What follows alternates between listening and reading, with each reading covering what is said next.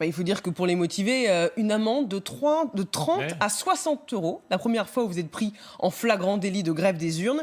Et si vous ne votez pas, ça peut aller jusqu'à 150 euros en cas de récidive. Est-ce que ça peut être efficace pour ou contre le vote obligatoire? C'est une vingtaine de pays dans le monde. Il y a des pays très démocratiques comme l'Australie, la Belgique, on en parlait. Il n'y a pas de leçon on n'a pas de leçon à donner à la Belgique là-dessus. C'est le poids entre devoir et droit.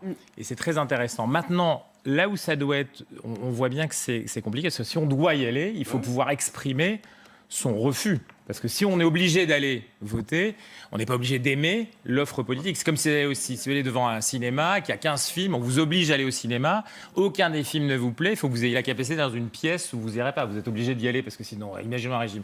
Donc cette offre politique, il faut pouvoir dire non. Alors là, il y a des exemples d'études qui sont menées.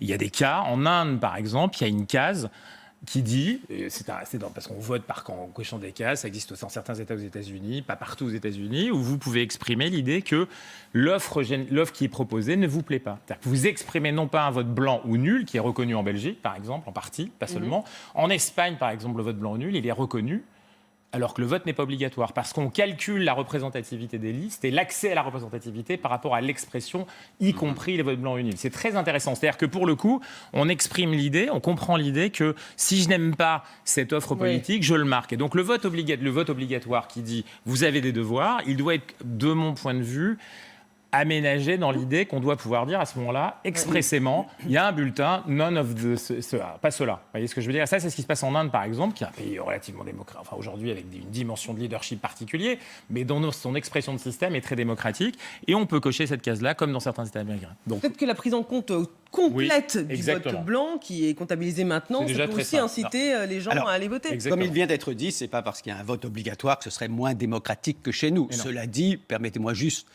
de faire remarquer que chaque fois que quelque chose ne va pas, on a l'idée aujourd'hui de le rendre obligatoire. La vaccination obligatoire, le vote obligatoire. Mais c'est pas le même niveau, si je peux me permettre. Je suis d'accord, mais c'est pas la vaccination. C'est pas un moment sanitaire. C'est un moment démocratique. 60% d'abstention. C'est sur le terme d'obligation que je me permettais peut-être de dire que ça n'est pas indispensable, mais pourquoi pas? Alors, c'est évident qu'on est nombreux à penser qu'il faut que le vote blanc ou nul soit reconnu, que le vote soit obligatoire ou pas. Premier point. Et le deuxième point, c'est quand même pourquoi la politique est-elle aussi compliquée. Je suis désolé, dans cette histoire de régional pour ma région, c'est-à-dire l'Île-de-France, la seule proposition que je serais capable de vous dire, j'ai certainement tort, pourtant je m'intéresse à la seule proposition qui me semblait claire, massive, incroyable et peut-être irréaliste, c'est la proposition d'Audrey Pulvar qui disait « Je suis pour que les transports à Paris soient gratuits ». Bon, quand on me dit ça et quand on le dit aux électeurs, on comprend ce que ça veut dire. Vous allez me dire « Mais on ne peut pas faire de la politique comme ça ». Eh bien si, je trouve qu'une élection, c'est l'occasion, comme les 110 propositions de Mitterrand, de donner un certain nombre de mesures avec lesquelles on pourra débattre, Alexis et moi, ou d'autres, aussi clair. Or, ça n'est pas le cas. C'est-à-dire la retraite à 60 ans. Non, mais bien entendu, je dis Alexis parce que je le présente comme mon opposé. Mais c'est extraordinaire de voir que moi, je suis, par exemple, pour la 6e semaine de congé payé. C'est clair, si j'étais candidat, je proposerais ça. On me dira, ça n'est pas réaliste, on débattra de ça. Et très bien, Alexis me dira qu'il est pour revenir à la semaine de non, mais au régional, c'est 75 heures et une semaine de congé payé. Mais au régional, c'est plus compliqué. Je suis d'accord, mais je parle... Quand vous dites que les jeunes se désintéressent de la politique, non, ils se désintéressent de cette forme particulière de politique qu'est l'élection et qui plus est de la démocratie participative, représentative. Il y a d'autres formes de politique. Il y a la manifestation, mais il y a aussi la démocratie directe. Il faut un panachage de tout ça. La Ve République a réussi à tout concentrer sur un seul homme et sur une seule forme d'expression. Ne soyez pas surpris que dans la confusion des programmes. Moi, je vais vous dire, j'ai voté... Par exemple, je termine juste là-dessus pour la France Insoumise la dernière fois, pas du tout pour la personne Mélenchon. C'était pas ça qui était en jeu, c'est lui qui l'exprimait et je l'ai voté pour lui. J'ai voté pour le programme, je l'ai lu intégralement, comme j'ai lu le programme de M. Fillon,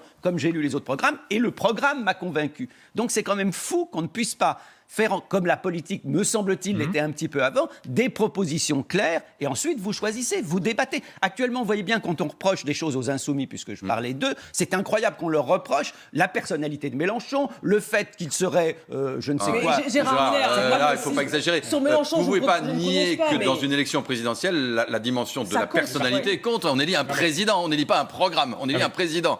Donc, si le président est dingo, moi je vais vous dire, c'est un léger sujet. Si la prochaine élection... si à la prochaine élection, vous allez dire que je suis peut-être naïf, je vote pour Mélenchon, c'est notamment parce qu'il a proposé...